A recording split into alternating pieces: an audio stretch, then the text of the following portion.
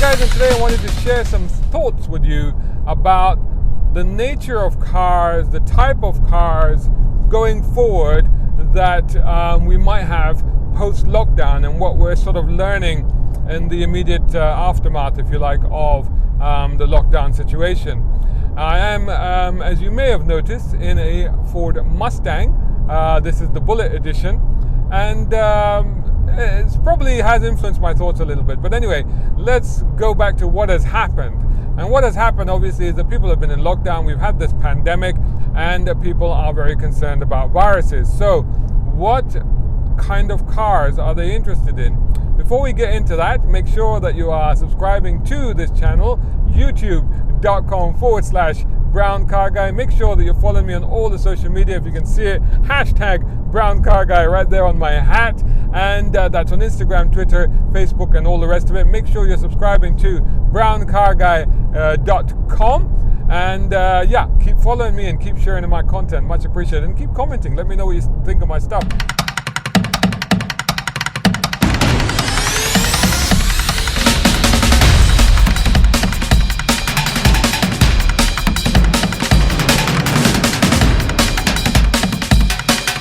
So, my thoughts on this. What we've seen now immediately after the end of lockdown is we saw an increase in sales of cars, which is what I expected and which is what I predicted, and particularly of used cars, as I predicted as well. New cars because they're more expensive. What's happened is a lot of people, and this is also relates to younger people and middle and lower income people that maybe didn't have a car before, had a driving license, and thought that, well, you know, I don't need the expense of a car because there's public transport.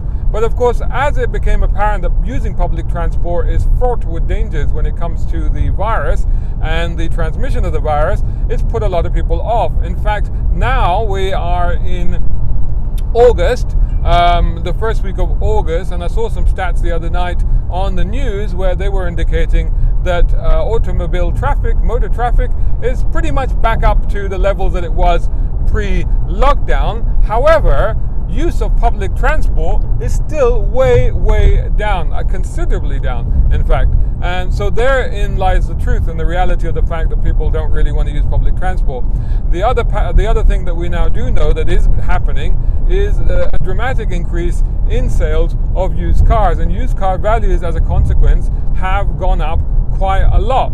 And in fact, I think they've increased by as much as 5% in some cases, and in some cases more. And I think particularly what's happening is the 10,000 and below bracket, 10,000 pounds that is and below bracket, is where the real demand is. That's for smaller cars, more affordable cars, smaller family cars, that sort of stuff.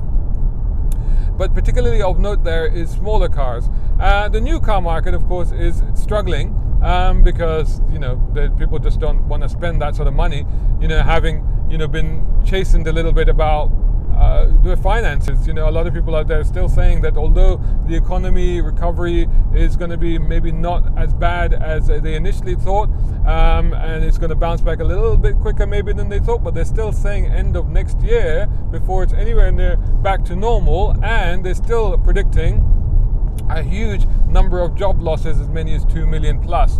So finances are an issue, but people still need to get around. So they are obviously looking at buying cheap cars and cheap transport as a solution to doing that.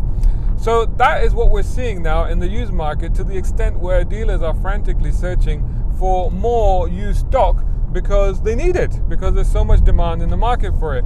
And one of the things that they're now hoping for is that there is going to be a little bit of a sale happening with new cars in September, because obviously whenever new cars are sold, that we see an increase in stock of used cars as we see trade-ins coming into the market. So that's what dealers are desperately hoping. Now going forward, I think what other sort of cars, now we have been talking a lot about electric cars, and we are not really seeing that. We're not really seeing the uptake in electric cars. Although the two hybrids, both Hyundai Ioniqs have just passed me, interestingly enough. Hybrids, I've always said, are a different case scenario because hybrids are usable. You don't have to charge them. You can still use them as you would a normal car. And I think that's the key thing about hybrids as opposed to electric cars.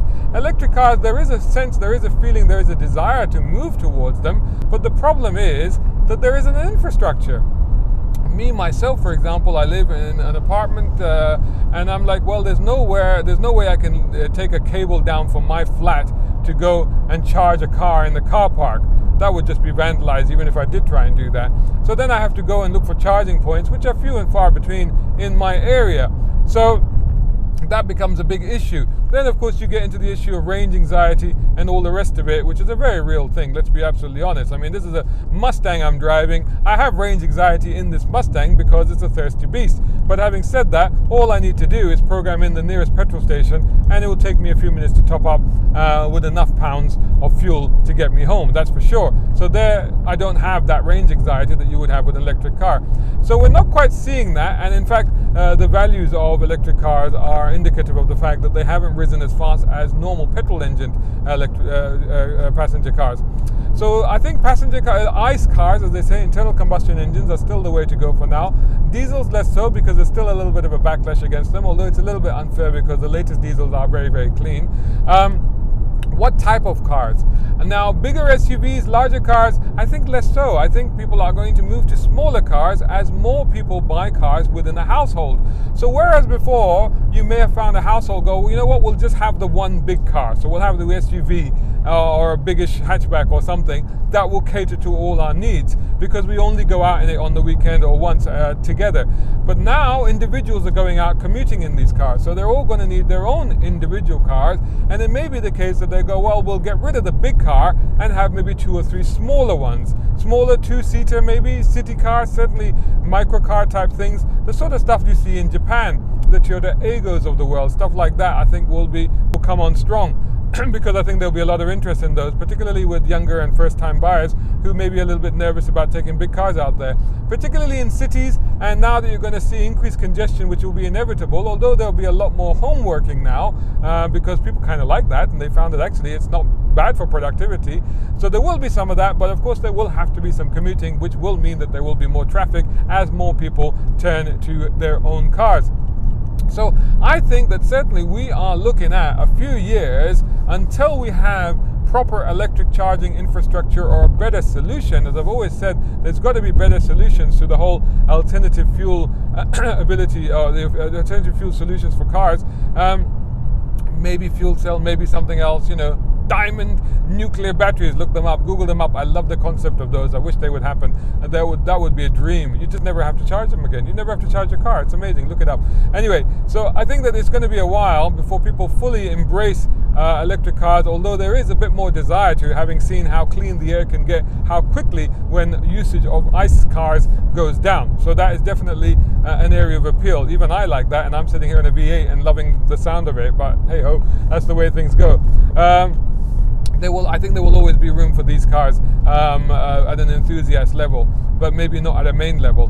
However, having said that, the other area where I may see an increase, or I think that we will see an increase in the type of cars where we have probably seen a decline before, is coupes. You remember in the 80s, we used to have a lot of coupes, a lot of quite compact coupes, particularly coming out of Japan, Preludes, 200 SXs, even Toyota turned almost all of their saloons into coupes as well at some point. You had things like even Accord coupes and things, right? So what that was that basically people wanting to express their own identity in a car, but they didn't really need the space, so they didn't need the extra doors, they didn't need the space. And I think that, because, as I've just said, we may have more people moving into cars that they're just using for themselves and not necessarily as a family car, but some of them will eventually start to get bored of smaller cars and think, well, you know what, I want something with a little bit of style, a little bit of charisma, a little bit of implied or perceived sportiness, if not actually being sporty, which, let's be honest, SUVs are perceived 4x4s, but not necessarily always actually 4x4s. So I think that there will be an increase in that area, and I think that people might start to looking at something that maybe a two-seater coupes and things like that, smaller coupes like the Mr. 2s, the MR2s and stuff like that, which are really compact but really fun. Bring back the Suzuki Cappucino, bring back the CRX and the Honda Beat. Cars like that I think will certainly have an increased appeal post-lockdown. So there you go. Those are my thoughts of the type of cars that I think we're going to see an increased need for, or an increased demand for, or an increased desire for, in the weeks and months coming ahead post this pandemic. Of course, we hope that this pandemic, this virus, is seen the end of very soon, with maybe a cure, maybe a vaccine, something like that. Fingers crossed something like that will happen. We're really hoping that that's the case, so that we can all get back to some kind of normalcy, which it doesn't seem to be the case at the moment. But certainly I think the usage of cars will change, virus or no virus. I think people are now conscious of their personal space. The other area I think that will change, the other area of thinking, was that people were thinking that people will not, or customers will not buy their own cars. They would go into car sharing schemes, shared ownership schemes, short-term rental schemes, stuff like that, where you just use the car as and when you need it. I think that doesn't appeal as much anymore, because obviously you are then sharing cars with other people, and you don't necessarily want that. You want your car to be your thing, your space, and you can control the hygiene and the atmosphere in that car. So I think, people will continue to buy, or certainly lease and long-term rent, if you like, private cars. I think there'll be smaller cars, compact cars, more thrifty cars, more economical cars, and perhaps I think coupes might make a comeback. Let me know what you think in the comments above below. Elsewhere, like I said, ensure that you are subscribing to my channel, youtube.com/Brown Car Guy, and of course look me up on all the social media channels. Search for #Brown Car Guy. Subscribe to browncarguy.com, and if you enjoy my videos and my content, then maybe have a think about supporting me on patreon.com/Shazad Sheikh, and there you will find some free, well, not free, but it's part of the package, some exclusive content just for you, and maybe some goodies, like for example the hat that I'm wearing. So go have a look there. It's from as little as £4.50 a month. You can do that. Thank you so much for watching, and even if you can't, just continue to like, share, subscribe, and all the rest of it, and comment. Very, very important. Thanks so much for watching, and I'll catch you again in the next one.